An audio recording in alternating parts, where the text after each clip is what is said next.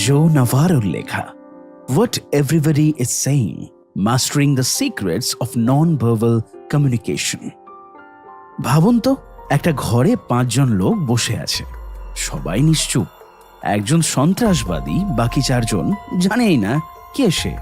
এবার ঘরে ঢুকলেন এক বিশেষ এজেন্ট। তিনি কারো গায়ে হাত দিলেন না, প্রশ্নও করলেন না, শুধু চুপচাপ তাকিয়ে রইলেন সবার দিকে এক এক করে। একজনের চোখ টিকলো না তার চোখে, একজন চেয়ারে একটু সরে বসলো, আর একজনের পায়ের আঙুল কাঁপতে লাগলো।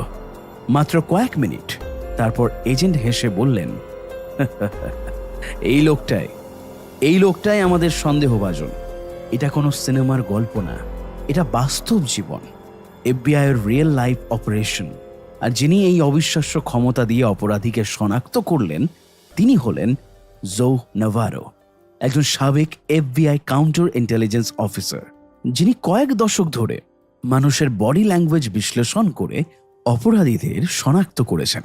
আর তার অভিজ্ঞতার ঝুলি থেকেই তৈরি হয়েছে এই বই হোয়াট এভরিবডি ইজ সেইং, যেখানে তিনি আমাদের শেখান দেহের নীরব ভাষায় কিভাবে আমাদের সবচেয়ে শক্তিশালী অস্ত্র হতে পারে। চলুন আজ আমরা ডুবে যাই সেই গোপন জগতে। মূল ধারণা 1, অঙ্গভঙ্গির গুপ্ত রহস্যে প্রবেশ, mastering the secrets of non verbal communication. তুমি যা বলছো সেটা নয়, তুমি কিভাবে বলছো সেটাই আমি দেখছি। এই কথাটাই যেন পুরো অধ্যায়টার মেরুদণ্ড। আমরা প্রতিদিন কথা বলি, মনের ভাব প্রকাশ করি শব্দে, কিন্তু কখনো কি ভেবে দেখেছি আমাদের শরীর, আমাদের চোখ, হাত, মুখ, এমনকি আমাদের পায়ের অবস্থান কতটা কথা বলে আমাদের হয়ে? FBI অর্থাৎ ফেডারেল ব্যুরো অফ ইনভেস্টিগেশনের প্রাক্তন এজেন্ট জো নাভারো আমাদের নিয়ে যান অদৃশ্য এক জগতে, যেখানে শব্দের চেয়ে বেশি জোরালো ভাষা হলো শরীরের অঙ্গভঙ্গি। জো নাভারো যখন কিউবা থেকে মাত্র 8 বছর বয়সে যুক্তরাষ্ট্রে আসেন, তখন তার ইংরেজি ভাষার কোনো জ্ঞান ছিল না। স্কুলের ক্লাসরুমে বসে তিনি কিছুই বুঝতেন না, কিন্তু তবুও তিনি অনুভব করতে পারতেন কে বন্ধুত্বপূর্ণ, কে বিরক্তিকর, কে আনন্দিত, আর কে রেগে আছে। কিভাবে সম্ভব? তার উত্তর একটাই, নন ভার্বাল কমিউনিকেশন। শব্দ না বুঝেও তিনি অন্যদের চোখের দৃষ্টি, ভ্রু কুচকানো, চোয়ালের টান অথবা বসার ভঙ্গি দেখে বুঝে ফেলতেন কি ভাবছে তারা। আর এইভাবেই শুরু হয় তার আজীবনের গবেষণা, মানুষের শরীর কিভাবে কথা বলে। শব্দ মিথ্যে বলতে পারে, কিন্তু শরীর নয়। কারণ শরীর, বিশেষ করে আমাদের প্রাথমিক অঙ্গ প্রতিক্রিয়াগুলো নিয়ন্ত্রণ করে লিম্বিক সিস্টেম, যেটা আমাদের মস্তিষ্কের আদিম অংশ। যখন কোনো মানুষ ভয় পায়, উদ্বিগ্ন হয়, খুশি হয় কিংবা আত্মবিশ্বাসী থাকে, তার শরীর সে অনুযায়ী প্রতিক্রিয়া জানায়। আর এই প্রতিক্রিয়াগুলো প্রায়শই এমন সূক্ষ্ম হয় যে একমাত্র অভিজ্ঞ পর্যবেক্ষকরাই বুঝতে পারেন।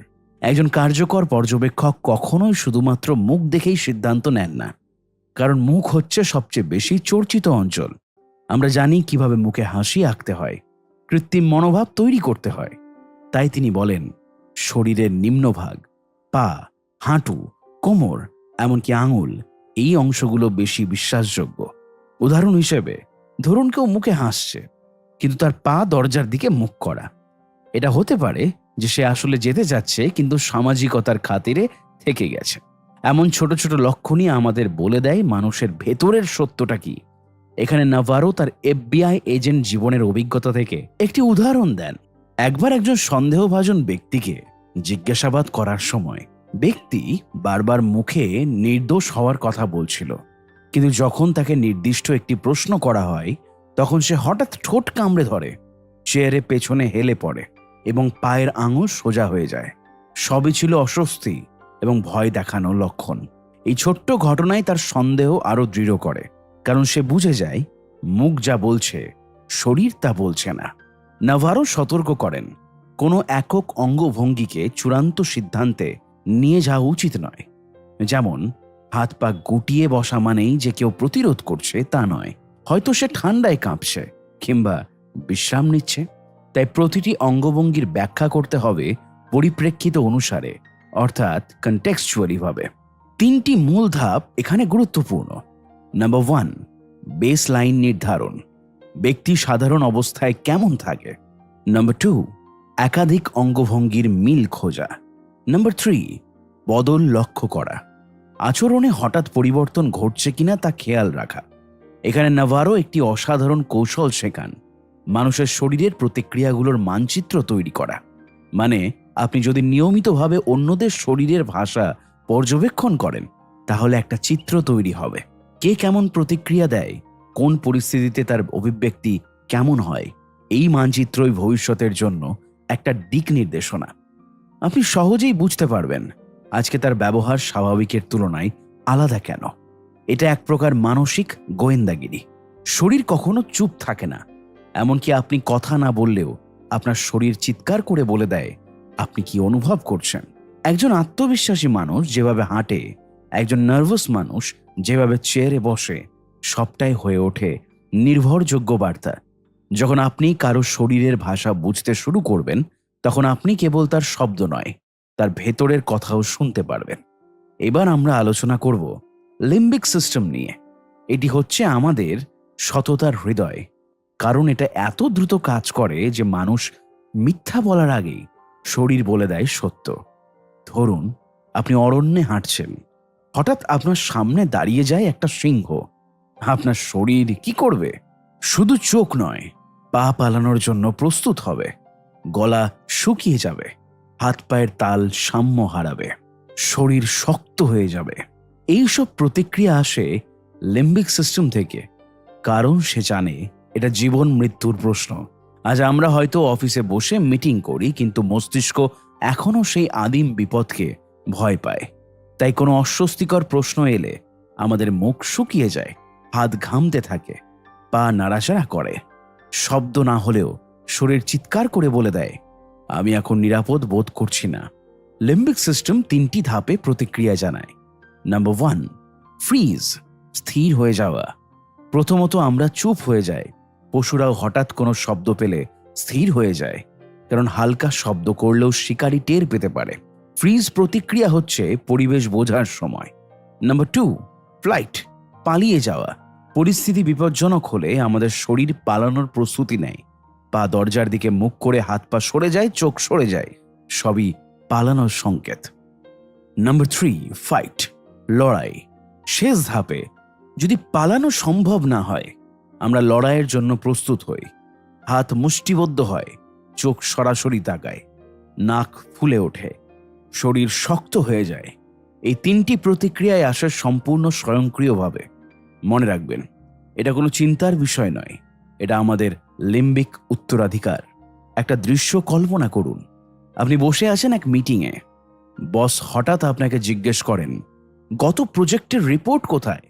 আপনার শরীর প্রথমে স্থির হয়ে যায়, আপনি চোখের দৃষ্টি সরিয়ে নেন, পা একটু নড়ে, আপনি হয়তো ঠোঁট কামড়ান, চেয়ার থেকে একটু পিছিয়ে যান। এই প্রতিক্রিয়াগুলো সবই বলে দিচ্ছে আপনি আতঙ্কিত, অস্বস্তিতে আছেন। কিন্তু আপনি হয়তো মুখে বললেন আসলে স্যার সময় হয়নি। শব্দ নয়, শরীর বলে দিল আপনি চাপের মধ্যে। লিম্বিক প্রতিক্রিয়া সবসময় বড়সড় হয় না, অনেক সময় এগুলো হয় একেবারে সূক্ষ্ম। কিছু সাধারণ লিম্বিক প্রতিক্রিয়ার উদাহরণ দেখা যায়। ঠোঁটে কামড়ে ধরা, ভয় বা অস্বস্তি, গলার কাছা ধরা বা কলারে টান দেওয়া, চাপে আছি, মুক্তি চাই, হাত চুলকানো, ঘাড় স্পর্শ করা, আতঙ্ক, অনিশ্চয়তা, বসে থাকাকালীন পা নাচানো, উদ্বেগ, চোখ সরিয়ে নেওয়া, সত্য গোপন, চোখ শক্ত করে বন্ধ রাখা, বাস্তবকে অস্বীকার করার ইঙ্গিত। এগুলোই বলে দেয় আমরা কেমন অনুভব করছি। এই ক্ষমতা শুধু গোয়েন্দাদের জন্য নয়, এটা প্রতিটি মানুষের জন্য, যে সম্পর্ক ভালো করতে চায়, ব্যবসায় সফল হতে চায়, কিংবা শুধু আরো ভালো পর্যবেক্ষক হতে চায়। মূল ধারণা 2, পা ও পায়ের অঙ্গভঙ্গির গুপ্ত ইঙ্গিত, non verbals of the feet and legs. আমরা অনেকেই মুখের কথা, চোখের ভাষা বুঝতে শিখেছি, কিন্তু জানেন কি, আমাদের সত্যিকারের অনুভূতি প্রথম প্রকাশ পায় পায়ের মাধ্যমে। জো নাভারো আমাদের এবার নিয়ে গেলেন শরীরের সবচেয়ে অবহেলিত অথচ সবচেয়ে বিশ্বাসযোগ্য অংশে, পা এবং পায়ের অঙ্গভঙ্গি। হ্যাঁ, আপনি ঠিক শুনেছেন। এই অংশে আমরা জানব পায়ের ভাষা, যা প্রায়ই আমাদের মুখের চেয়েও স্পষ্টভাবে বলে দেয় সত্য। আপনি নিশ্চয়ই লক্ষ্য করেছেন, বেশিরভাগ মানুষ যখন কথা বলে তখন মুখের দিকেই তাকিয়ে থাকে। কেউ চোখ দেখে, কেউ কণ্ঠস্বরে মন দেয়, কিন্তু খুব কম মানুষ পায়ের দিকে খেয়াল করে। এই কারণে পায়ের অঙ্গভঙ্গি সবচেয়ে নির্ভুলভাবে মানুষের মনের অবস্থা প্রকাশ করে, কারণ এগুলো অনেকটাই অবচেতনভাবে ঘটে এবং মানুষ সচেতনভাবে এগুলো নিয়ন্ত্রণ করার কথা ভাবেই না। জো নাভারো বলেন, যেখানে মুখ মিথ্যে বলতে পারে সেখানে পা কখনোই তা পারে না। পা হলো সততার প্রকৃত ভাষ্যকার। জীববিজ্ঞানে দেখা গেছে, প্রাণীরা ভয় পেলে বা নিরাপত্তাহীনতায় ভুগলে সবার আগে তাদের পাই প্রতিক্রিয়া জানায়, পালানোর জন্য প্রস্তুতি নেয়। মানুষের মধ্যেও ঠিক একই জিনিস ঘটে, শুধু আমরা সেটাকে হয়তো চেয়ারে বসে করি বা অফিসে নীরবে করি। তাহলে চলুন দেখে নেওয়া যাক কোন কোন অঙ্গভঙ্গি আমাদের অনেক কিছু বলে দেয়। পায়ের অঙ্গভঙ্গি ও তার অর্থ। নাম্বার 1, পা সরানো বা অন্যদিকে ঘোরানো। যখন কেউ কথোপকথনের সময় তার এক পা বা উভয় পা দরজার দিকে ঘোরায়, তখন বুঝতে হবে সে চলে যেতে চায়, হয়তো অস্বস্তি বোধ করছে, অথবা সে এই আলোচনায় আর থাকতে আগ্রহী নয়। উদাহরণ, আপনি অফিসে বসের সঙ্গে কথা বলছেন, হঠাৎ দেখলেন সহকর্মীর পা আস্তে আস্তে দরজার দিকে ঘুরে যাচ্ছে। তার মুখ হয়তো হাসছে, কিন্তু পা বলে দিচ্ছে আমার যাওয়ার সময় হয়ে গেছে। নাম্বার 2, পা একসঙ্গে জোড়া করে শক্তভাবে দাঁড়ানো। এটি নির্দেশ করে নিজেকে রক্ষা করার মানসিকতা। সাধারণত কেউ যদি নিরাপত্তাহীনতায় ভোগে অথবা নতুন পরিবেশে থাকে, তাহলে সে এইভাবে দাঁড়িয়ে থাকে। এটি এক ধরনের লিম্বিক প্রতিক্রিয়া, যেখানে শরীর বলে দেয় আমি এখন সাবধান। নাম্বার 3, পায়ের আঙুল টোকা দেওয়া, বারবার ওঠা নামা। এটি উত্তেজনা, উদ্বেগ অথবা তাড়াহুড়োর প্রকাশ। কেউ যদি একটা জায়গায় বসে থেকেও বারবার তার পায়ের আঙুল দিয়ে মাটি টোকা দেয়, জেনে নিন তার মন অন্য কোথাও। সম্ভব অর্থ, সে বিরক্ত, সে সেখান থেকে বেরিয়ে যেতে চাইছে, সে মনোযোগ হারিয়ে ফেলেছে। নাম্বার 4, পা ক্রস করে বসা কিন্তু শরীর অন্যদিকে ঘোরা। এই অঙ্গভঙ্গি অনেক সময় দেখায় বন্ধুত্ব নয়, বরং দূরত্ব বজায় রাখতে চাওয়া। বিশেষ করে যদি একজন পা ক্রস করে এমনভাবে বসে যেখানে হাঁটু আপনার দিক থেকে ঘুরে থাকে, তা মানে সে আপনাকে পুরোপুরি খোলামেলাভাবে গ্রহণ করেনি। নাম্বার 5, পায়ের সঙ্গে খেলা করা বা জুতো নাড়ানো। অনেক নারী বা তরুণী যদি তাদের হিল জুতো খুলে আবার পরে বারবার এই কাজ করে, তা হতে পারে উদ্দীপনা বা আকর্ষণের ইঙ্গিত। তবে এই ইঙ্গিত অবশ্যই কনটেক্সট অনুযায়ী বিবেচনা করতে হবে। এই ধরনের স্বতঃস্ফূর্ত পা চালনা মানে হলো ব্যক্তি আরামদায়ক অবস্থানে আছে। একটি শিশু যদি অপরিচিত কারো সামনে পা পিছিয়ে নেয়, তাহলে বুঝতে হবে সে নিরাপদ অনুভব করছে কিনা। একজন বয়স্ক মানুষ যদি কথা বলার সময় পায়ের পাতাগুলো ভিন্ন দিকে ঘোরায়, তা বুঝিয়ে দেয় সে দ্বিধান্বিত বা বিরক্ত। পায়ের ভাষা বয়স, লিঙ্গ, সংস্কৃতি নির্বিশেষে সবার ক্ষেত্রে প্রযোজ্য এবং প্রায় সব সময় তা সঠিক। জো নাভারো একবার একটি ঘটনার কথা বলেন। এক সাক্ষাৎকারে একজন চাকরি প্রার্থী প্রবেশ করল। মুখে ছিল বড় হাসি, চোখে ভরপুর আত্মবিশ্বাস, কিন্তু সে চেয়ার টেনে বসল না, বরং দাঁড়িয়েই কথা বলছিল। তার পায়ের আঙুল বারবার দরজার দিকে ঘুরছিল। শেষে বোঝা গেল সে চাকরিটা নিতে চাচ্ছিল না। মুখ বলছে এক কথা, পা বলছে আরেক। পায়ের ভাষা ছিল সত্য। একটি নির্দিষ্ট অঙ্গভঙ্গি দিয়ে সিদ্ধান্ত নেওয়া যাবে না, এ কথা জো বারবার বলেন। উদাহরণস্বরূপ, যদি কেউ ঠান্ডায় থাকে, তার পা জোড়া লাগিয়ে রাখা স্বাভাবিক। দীর্ঘক্ষণ দাঁড়িয়ে থাকলে কেউ পা নাড়াতেই পারে। নাভারো যখন এফবিআইতে ছিলেন, তিনি পায়ের প্রতিক্রিয়া থেকেই বহু মিথ্যেবাদীকে ধরতে পেরেছেন। যেমন, একজন সন্দেহভাজন যদি জিজ্ঞাসাবাদের সময় বারবার তার পা ঘষে বা পালানোর ভঙ্গি করে, তাতে বোঝা যায় সে চাপে আছে। কেউ যদি হঠাৎ করে পা সরিয়ে নেয় বা দূরে রাখে, তা হতে পারে ভয়ের ইঙ্গিত। শুধু মুখ না দেখে পায়ের দিকে তাকালেই বোঝা যায় কে সত্যি বলছে আর কে মিথ্যে। আপনি যদি আত্মবিশ্বাসী হতে চান, দু পা মজবুতভাবে বাঁটিতে রাখুন, হেলিয়ে না দাঁড়িয়ে ভারসাম্য বজায় রাখুন। কথা বলার সময় পা নাড়ানোর অভ্যাস কমান। কারো সঙ্গে বন্ধুত্ব করতে চাইলে তার দিকে পায়ের দিক ঘুরিয়ে দিন। মূল ধারণা 3, মুঠোয় ধরা মন, হাত ও আঙুলের নিঃশব্দ ভাষা। Getting a grip, non verbals of the hands and fingers. মুখ যা লুকোতে পারে, হাত তা ফাঁস করে দেয়। আঙুলের নাড়াচাড়া, হাতের অবস্থান সবকিছু বলে দেয় আমাদের মনের কথা। এইভাবে শুরু হয় সবচেয়ে চিত্তাকর্ষক অধ্যায়গুলোর একটি, হাত এবং আঙুলের ভাষা নিয়ে আলোচনা। প্রতিটি মানুষ শিশুকাল থেকেই তার চাওয়া পাওয়ার ভাষা হিসেবে হাত ব্যবহার করে। যখন শিশুটি কথা বলতে শেখেনি, তখন সে মাকে দেখিয়ে বলতো, ওটা চাই। সেই হাতের ভাষা বড় হয়েও আমাদের ভেতরের সত্য প্রকাশ করে। চোখে যা ধরা পড়ে না, মুখে যা বলা যায় না। হাতের অঙ্গভঙ্গি, আঙুলের চাপ, মুঠির গঠন, এই সবই আমাদের মানসিক অবস্থার অসাধারণ প্রতিফলন।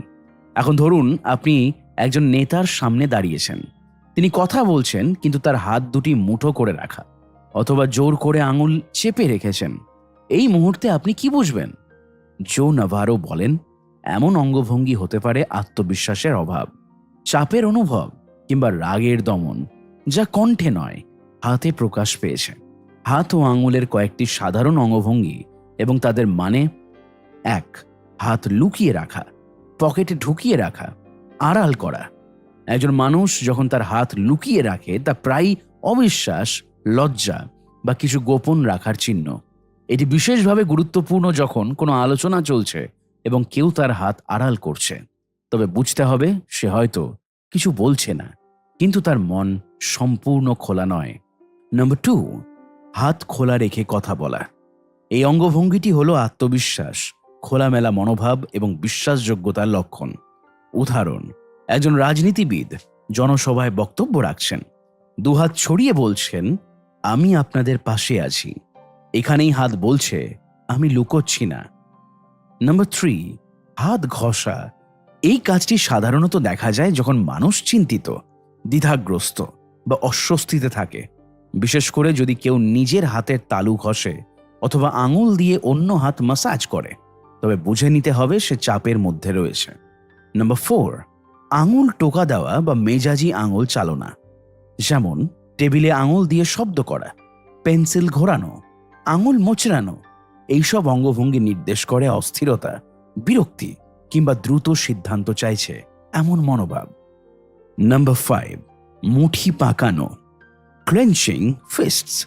একজন ব্যক্তি যদি তার মুঠি শক্ত করে ধরে রাখে, তবে সে হয় রাগান্বিত, আতঙ্কিত বা আত্মনিয়ন্ত্রণে রাখার চেষ্টা করছে। অনেক সময় যখন কাউকে অপমান করা হয় বা মানসিকভাবে চাপে ফেলা হয়, তখন সে মুখে হাসে ঠিকই, কিন্তু পেছনে হাতের মুঠি আঁকড়ে ধরে থাকে। নাম্বার 6, আঙুল দিয়ে ইঙ্গিত করা বা নির্দেশ দেওয়া। আঙুল দিয়ে কারোর দিকে নির্দেশ করা বহু সমাজে আগ্রাসী এবং আধিপত্য প্রতিষ্ঠার চেষ্টা হিসেবে বিবেচিত হয়। এই অঙ্গভঙ্গি অনেক সময় ডমিনেন্স ডিসপ্লে হিসেবেও ধরা হয়, যেখানে একজন ব্যক্তি ইচ্ছা করে ক্ষমতা দেখানোর চেষ্টা করে। নাম্বার 7, স্টেপলিং।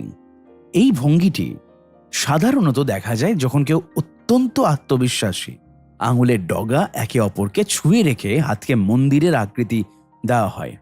এটি একজন সুদৃঢ় ও আত্মবিশ্বাসী নেতৃত্বের প্রতিচ্ছবি। জো নাভারো একবার এক অভিযুক্তকে জেরা করছিলেন। তার কথাবার্তা ছিল ঠান্ডা, চোখ ছিল স্থির, মুখে একটু উত্তেজনা ছিল না, কিন্তু বারবার তার আঙুল কাঁপছিল। সে তার হাত ঘষছিল এবং আঙুল দিয়ে হাতের তালু টিপছিল। এইসব ক্ষুদ্র অঙ্গভঙ্গি দেখে জো বুঝে গেলেন সে কিছু লুকোচ্ছে। পরবর্তী তদন্তে ধরা পড়ে সে অপরাধ স্বীকার করতে বাধ্য হয়। হাত বলেছিল সত্য, মুখ ছিল মিথ্যের আবরণ। আমাদের হাতও আমাদের নিজস্ব আত্মচিত্র। হাত কেবল অন্যকে বোঝানোর মাধ্যম নয়, এটি আমাদের নিজের মনের আয়না।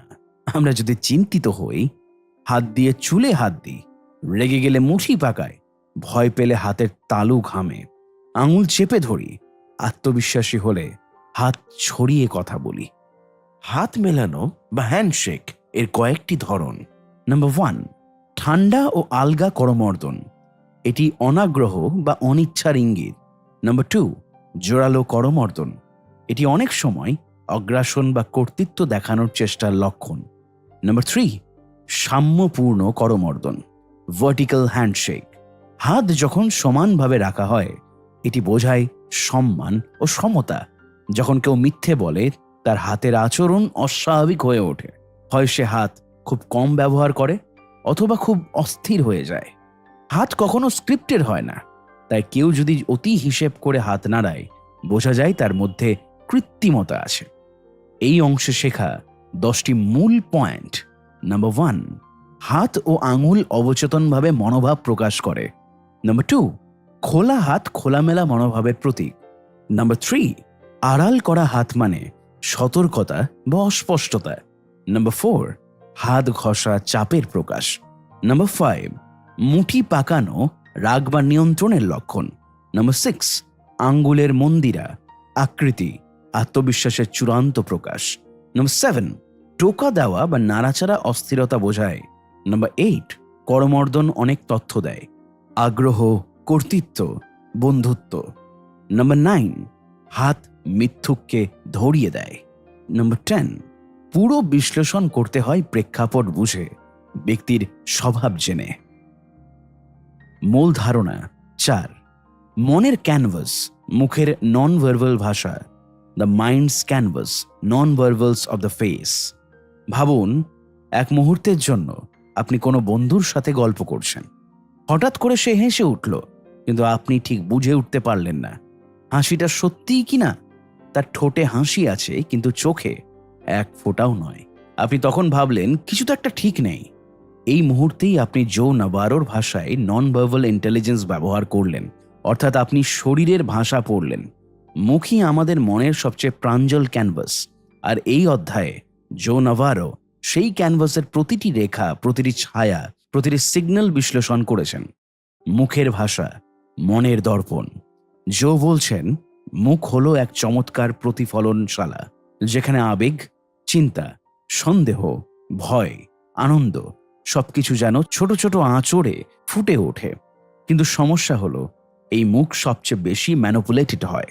মানুষ যখন সত্য গোপন করতে চায় তখন সবচেয়ে আগে সে নিয়ন্ত্রণ করে তার মুখ, কারণ মুখই কথা বলে।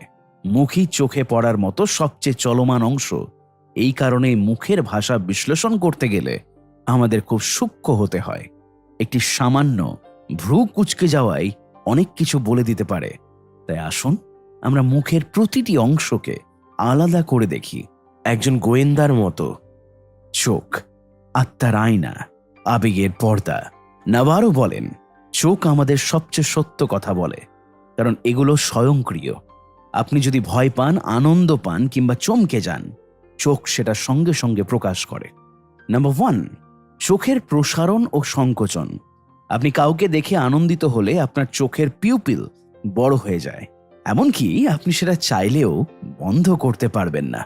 আবার যদি আপনি বিরক্ত হন, ভয় পান বা আপনার মনের মধ্যে অনিরাপত্তা থাকে, তখন চোখের পিউপিল ছোট হয়ে যায়। এটি এমন এক সিগন্যাল যা খুবই প্রাকৃতিক। ভালো লাগা বা আকর্ষণ হলে চোখ বড় হয়ে যায়, ঘৃণা বা সন্দেহ হলে ছোট। এটি একজন অভিজ্ঞ পর্যবেক্ষকের জন্য মূল্যবান একটি লক্ষণ। নাম্বার 2, ব্লিঙ্কিং, চোখের পলক ফেলা। যখন কেউ মিথ্যে বলে তখন তার চোখের পলক ফেলার হার বেড়ে যেতে পারে। আবার কেউ অতিরিক্ত স্ট্রেসে থাকলেও এই হার বেড়ে যায়। অন্যদিকে যদি কেউ গভীর মনোযোগে থাকে তবে পলক ফেলার হার কমে যায়। নাম্বার 3, আই কন্ট্যাক্ট, চোখে চোখ রাখা। আই কন্ট্যাক্ট 2 রকম, স্বাভাবিক এবং ইচ্ছাকৃত। কেউ যদি অতিরিক্ত সময় ধরে আপনার চোখে তাকিয়ে থাকে তাহলে হয় সে আপনাকে চ্যালেঞ্জ করছে, নয়তো কিছু লুকোচ্ছে। আবার কেউ যদি বারবার চোখ সরিয়ে নেয় তাহলে তার মধ্যে অস্বস্তি বা অস্বচ্ছতা রয়েছে। চোখের কোণে অশ্রু আবেগের চূড়ান্ত প্রকাশ। কখনো এমন হয়েছে যে কেউ আপনাকে দেখে কিছু বলেনি, কিন্তু চোখ ভিজে উঠেছে। চোখে জল জমে যাওয়াটাই প্রমাণ করে মন কতটা ভারাক্রান্ত। এই অশ্রু কিংবা সত্যতা ও আবেগের একটি চূড়ান্ত চিহ্ন। এখানে অভিনয়ের কোনো জায়গা নেই। ভ্রু ও কপাল। একজন মানুষ কিছু শুনে চমকে গেলে বা সন্দেহ করলে তার ভ্রু কি করে? হ্যাঁ, সেটা ওপরে উঠে যায় বা মাঝে কুঁচকে যায়। নাভারো বলেন, এই ছোট ছোট চলনগুলোই আমাদের জানিয়ে দেয় সে সত্যি কি ভাবছে। নাম্বার 1, ভ্রু তোলা বা কুঁচকে যাওয়া। কেউ যদি আকর্ষণ বোধ করে, মুগ্ধ হয় বা বিস্মিত হয়, তাহলে স্বাভাবিকভাবেই তার ভ্রু উঁচু হয়ে যায়। আবার কেউ যদি রেগে যায় বা ঘৃণা করে, তাহলে ভ্রু মাঝ বরাবর কুঁচকে যাবেই। নাম্বার 2, কপালের ভাঁজ। একজন ব্যক্তি সত্যি মন থেকে চিন্তিত থাকলে বা কষ্ট পেলে তার কপালে ভাঁজ পড়ে। এই ভাঁজগুলো স্বাভাবিক এবং প্রায়শই মুখের অন্য অভিব্যক্তির সাথে মিলে যায়।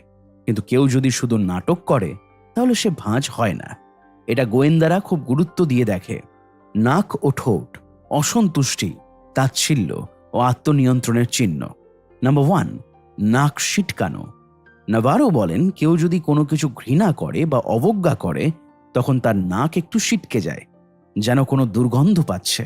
এই অভিব্যক্তি প্রায়শই 1 সেকেন্ডেরও কম স্থায়ী হয়, কিন্তু সেটা চোখে পড়লে আপনি বুঝে যাবেন সামনের লোকটা খুশি না। নাম্বার 2, ঠোঁট চেপে ধরা। এটা খুব চমৎকার একটি নন ভার্বাল সিগন্যাল। কেউ যদি তার ঠোঁট দুটো একসাথে চেপে রাখে, তাহলে বুঝতে হবে সে নিজেকে নিয়ন্ত্রণ করছে। হয়তো রেগে গেছে কিন্তু মুখ খুলছে না, নয়তো কিছু বলতে চাচ্ছে কিন্তু বলছে না। নাম্বার 3, ঠোঁট কামড়ানো বা চোষা। এই আচরণ সাধারণত উদ্বেগের ইঙ্গিত দেয়। অনেকেই না বুঝে নিজের ঠোঁট কামড়ে ধরে রাখে যখন তারা চাপের মধ্যে থাকে। এটি এক ধরনের আত্মসান্ত্বনা, যেমনটি শিশুরা আঙুল চুষে করে। মুখমণ্ডলের একপাশে হাসি অসততা ও ধোঁকাবাজির ইঙ্গিত।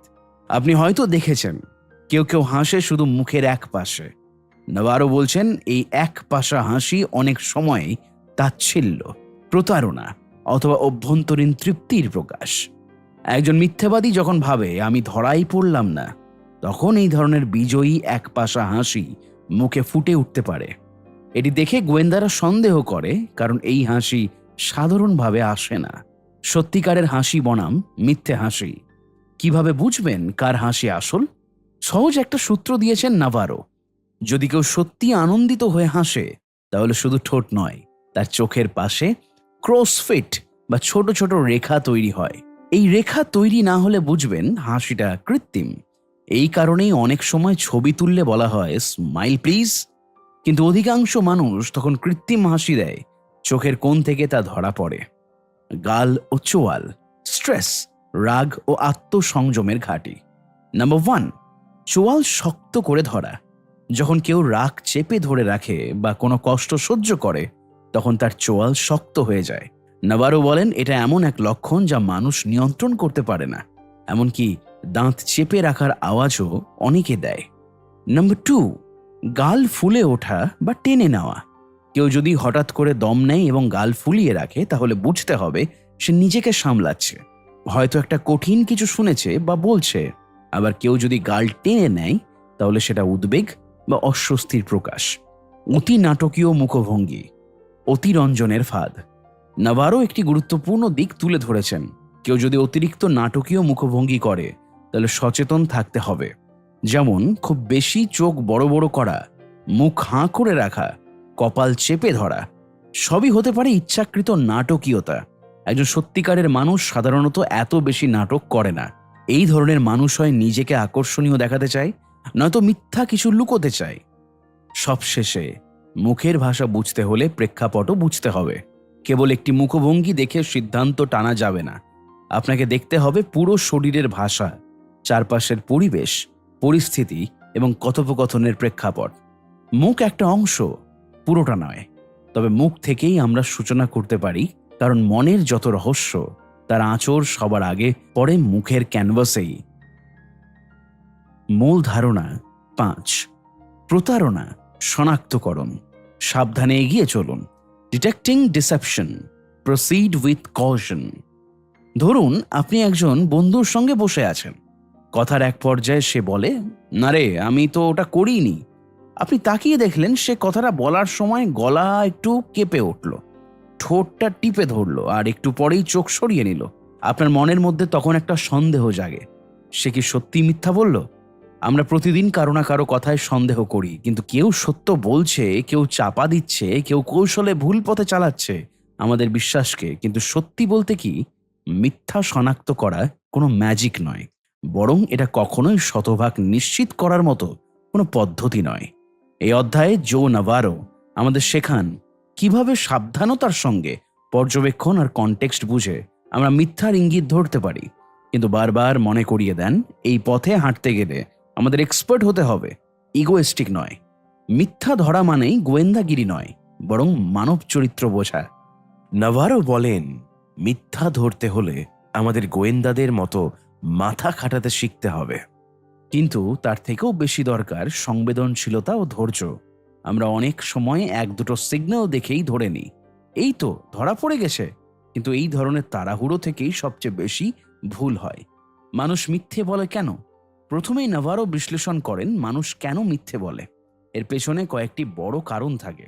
শাস্তি এড়াতে, নিজের ভাবমূর্তি রক্ষা করতে, অন্যকে ক্ষতি করতে, জটিলতা এড়াতে, কারো অনুভূতি না আঘাত করতে। এই ব্যাখ্যাগুলো বুঝে নেওয়া গুরুত্বপূর্ণ, কারণ মিথ্যার ধরন অভিব্যক্তি প্রেক্ষাপট ভেদে ভিন্ন হয়। একজন শিশু মিথ্যে বললে তার মুখে একটা রাগ ভয় মিশ্রিত সংকোচ দেখা যায়, আর একজন ঠান্ডা মাথার প্রতারক হয়তো একটুও চোরা ভাব দেখায় না। সত্যিকারের মিথ্যা ধরতে হলে খুঁজে নিতে হয় ক্লাস্টার। নাভারো একদম স্পষ্ট করে দেন, একটি বা দুটি অঙ্গভঙ্গি দেখে কখনো সিদ্ধান্তে আসা উচিত নয়, বরং আমাদের খুঁজতে হবে ক্লাস্টার্স অফ বিহেভিয়ার্স, অর্থাৎ একসাথে কয়েকটি শরীরী সংকেত যেগুলো একসঙ্গে মিলেই মিথ্যার ইঙ্গিত দেয়। উদাহরণস্বরূপ, কেউ প্রশ্ন শুনেই বারবার গলা খাঁকড়ি দেয়, চোখ এড়িয়ে যায়, ঠোঁট কামড়ায়, হাত দুটো ঘষে।